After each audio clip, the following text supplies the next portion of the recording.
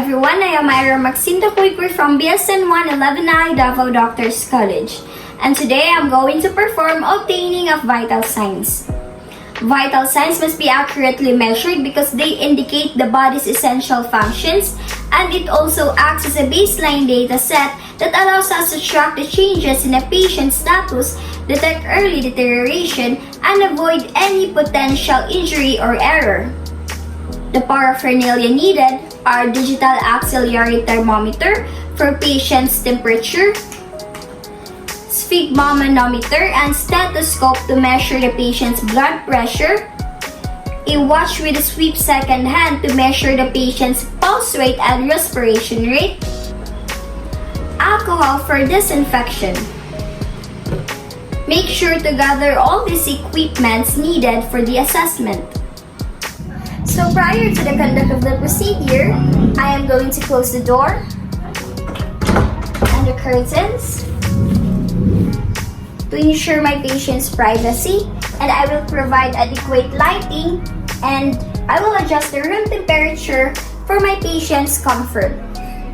Always remember to perform hand hygiene before and after the procedure to avoid contamination.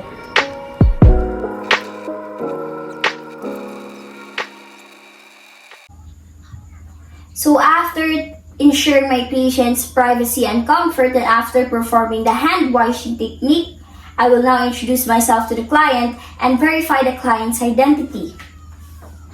Good morning, ma'am. I am Ira Maxinta Puigwe, your student nurse for today. May I ask what is your name, ma'am? I am Pamela Rose PP2, When is your birthday? October 21, 1994. And where do you live? I live in Altachera, Tiguma, Pagadian City. Okay, thank you. Now, ma'am, is it okay for you if I take your vital signs? Yes, ma'am. Alright, how are you feeling today, ma'am? I'm okay, ma'am, but gusto ko lang mapacheck yung vital signs ko to know the state of my body. Okay. Ano po yung mga gagawin, ma'am? So, ma'am, for today, I'll be checking your vital signs. It is crucial for us to know if you're having troubles with your health or if you're in perfect health.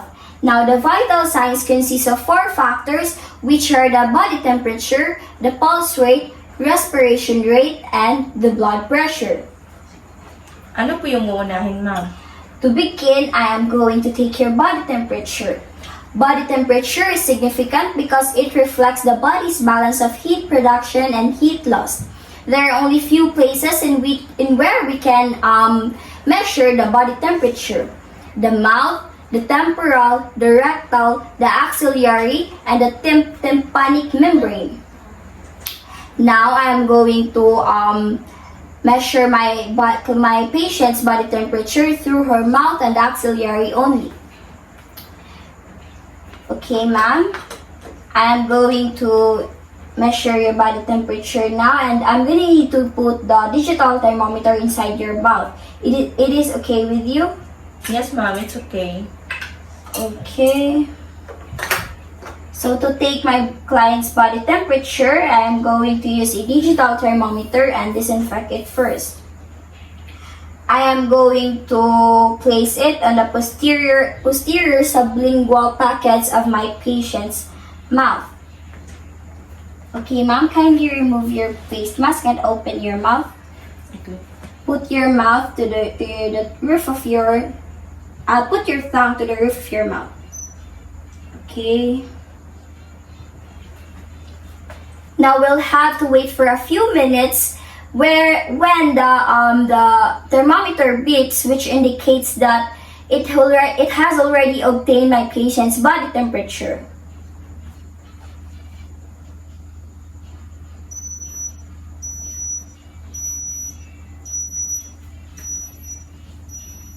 Okay.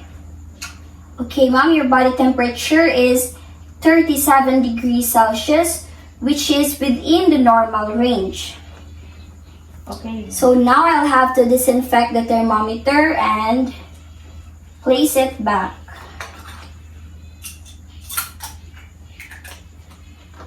So after the procedure, I'm going to perform another hand washing. and document the data that I have gathered on the patient's TPR sheet.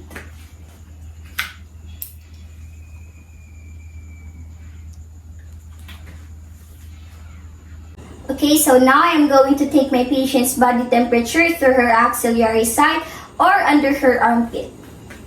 Ma'am, I'm gonna have to pull up your sleeve so that I can put the digital thermometer. Is it okay with you, ma'am?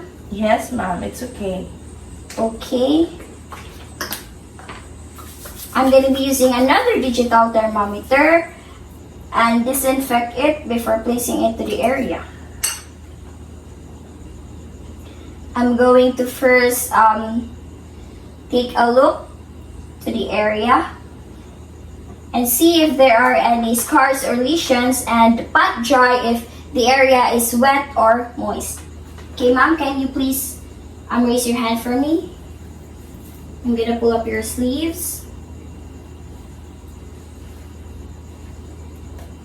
Okay, the area is clean. I'm gonna put the digital thermometer. So we're gonna have to wait for a few minutes when the thermometer beeps, which indicates that it has already obtained my patient's body temperature.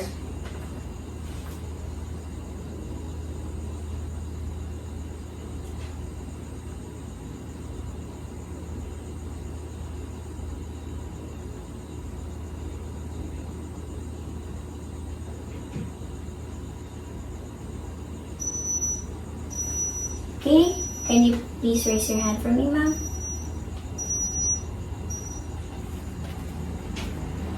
Okay, I'm gonna pull it back. Okay, ma'am, your body temperature is 36.3 degrees Celsius, which is within the normal range. So I'm gonna disinfect the digital thermometer first before placing it back.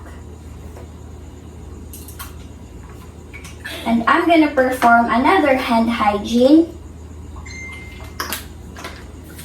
and document the data that I have gathered on the patient's TPR sheet. Okay, it is important that we know that the axillary temperature is 1 degree lower than the oral temperature. Okay, so now I am going to proceed to taking my patient's pulse rate. The pulse is a wave of blood formed by the heart's left ventricle contracting, and in order for me to measure it, I'll be palpating both sides of her body, which includes the temporal, carotid, apical, brachial, radial, femoral, popliteal, labial, and her dorsalis pedis. However, today I'll be palpating her radial artery because it is the simplest and the most accessible pulse site. Okay, ma'am, I'm gonna need to measure your pulse rate. Is it okay with you? Yes, ma'am, it's okay. Okay. Can you give me your hand, ma'am? Okay, now to locate the radial artery, I'm gonna need to use 2 fingers. I won't be using my thumb because the thumb actually has a pulse in it. So I'll be tracing her hands and place my fingers in this area of the wrist and feel the pulse. It is important to know that aside from the number of beats per minute, I'll also need to check the strength of the pulse, which is graded from 0 to 3 plus scale, with 0 being the pulse is absent, 1 being the pulse is weak, 2 being the pulse is normal, and 3 being the pulse is bounding. I'll also need to check for the rhythm if it is regular or irregular. Okay, so I'll start now.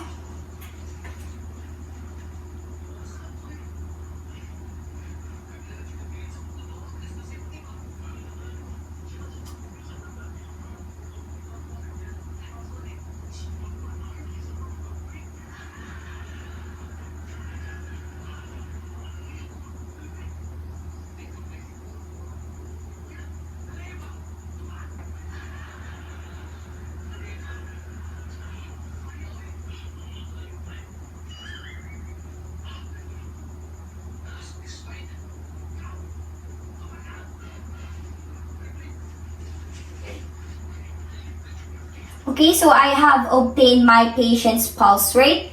Ma'am, your pulse rate is at 75 beats per minute and it is graded 2, which is normal, and it has a regular rhythm. Okay, so I'll have to perform another hand hygiene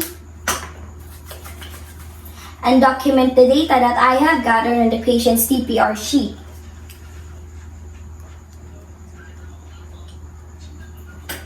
So after doing the procedure, I can now proceed to taking my patient's respiration rate without removing my hand to her radial artery and just observe the rise and fall of her chest so as to not make the patient's conscious and uneasy, because it can alter her breathing, and this method also gives much more accurate result for her respiration rate. Okay, now I am going to proceed to taking my patient's respiration rate. Okay, ma'am, I am going to proceed in taking your respiration rate. I just need you to be at ease and relax. Okay. So for taking my patient's respiration rate, I am not just simply taking the number of breaths per minute, but also the depth of her breathings, if it is labored or unlabored, and the rhythm, if it is regular or irregular, and of course, for the character. It is important to know that one rise and one fall of the chest would be equivalent to one respiration rate. So ma'am, is it okay for you if I take your respiration rate? Yes, ma'am, it's okay. Okay, thank you. I'm gonna need you to put your hands here and just relax and breathe. Okay, I'm gonna start now.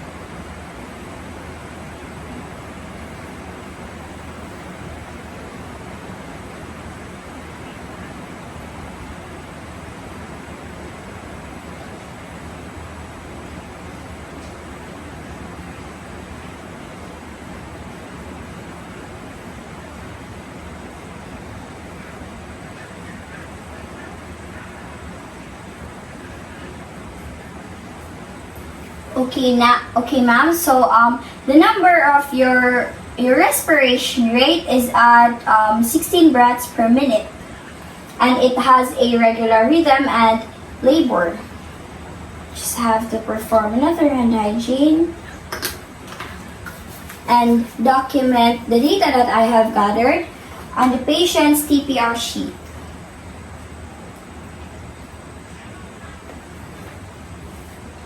Okay, so now I'm going to measure the fourth vital sign of my patient, which is the blood pressure.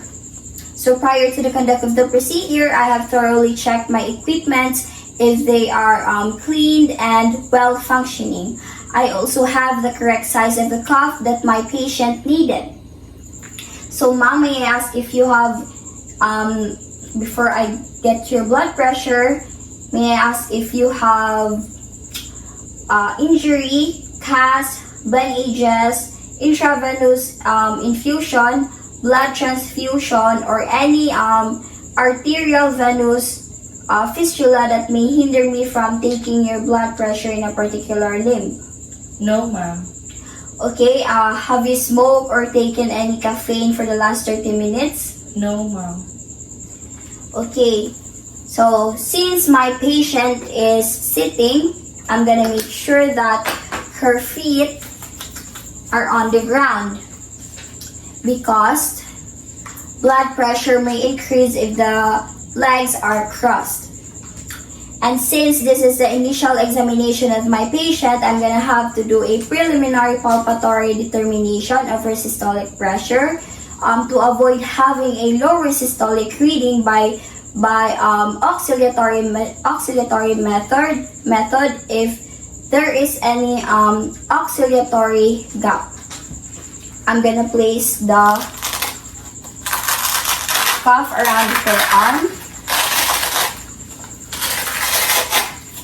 Okay, ma'am. Is it okay if I pull your sleeves? Yes, ma'am.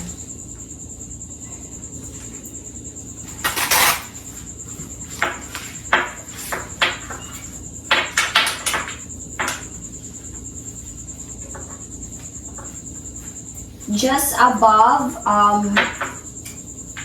just 1 to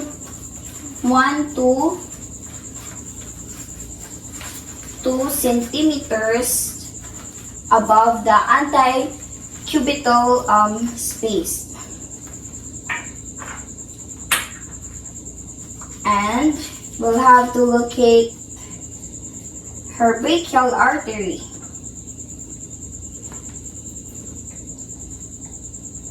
Okay, can you extend your arms, ma'am? Thank you. We'll have to locate her brachial artery using my 2 fingers. Since I have found her brachial artery, I'm gonna start inflating the cuff until I no longer feel her brachial artery. Okay, I'll start now, ma'am.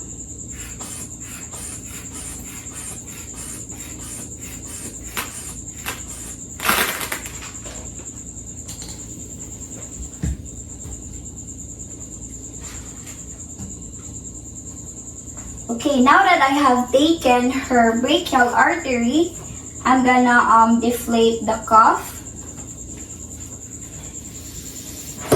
I have now taken her estimated systolic pressure rather. Ma'am, your estimated systolic pressure is at 110 millimeters per mercury. So since this is my patient's initial examination, I'm gonna do the procedure again on her other arm. As you can see, I have already put the cuff on her other arm. So for the actual taking of the blood pressure, I'm gonna need to inflate the cuff at about 30 millimeters per mercury, higher than the estimated systolic pressure. This is to avoid the missing of the auscultatory gap, which is the temporary disappearance of choral cap sound while deflating the cuff. So now I'm gonna have to use my stethoscope, and I'm gonna disinfect it first, the earpieces, the diaphragm, and the bell.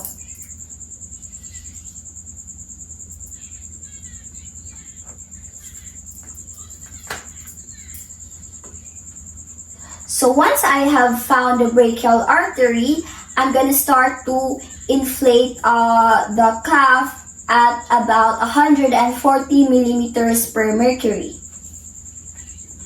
Can we extend your arm, ma'am? I'm gonna start.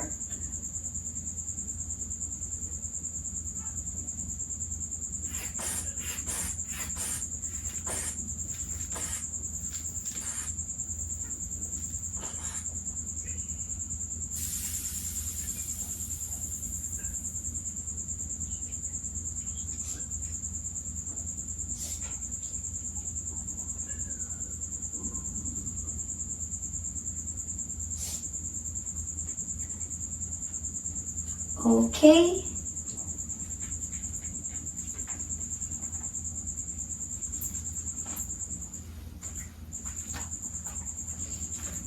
Okay, so I'm gonna deflate the cuff.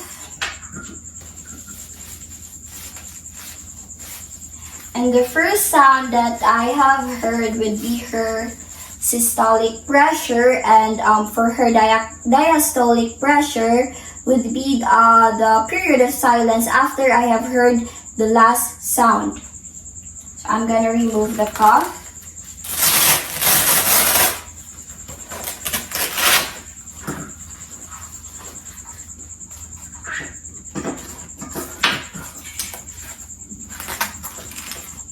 I'm gonna pull down your sleeves, ma'am.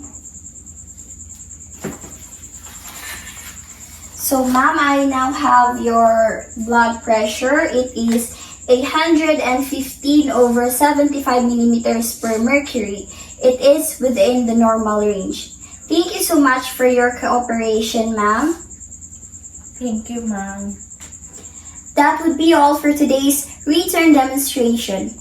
Thank you for watching.